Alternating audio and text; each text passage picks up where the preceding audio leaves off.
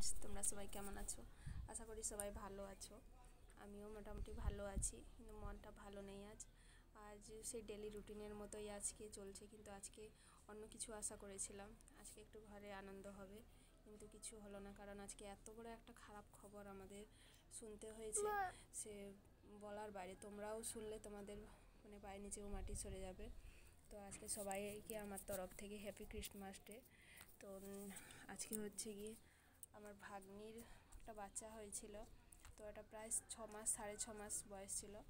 তো ও আজকে নেই, আর আমাদের কাছে নেই। সকালে ঠিকঠাক ছিল, আজকে নেই। তো অনেক ভিতরে ব্যাপার ছিল, অনেক কিছু প্রবলেম ছিল। তো তোমাদের কাছে এইটুকুই এখন শেয়ার করলাম। আর তোমরা আজকে কে কত আনন্দ করছো একটু কমেন্ট করো।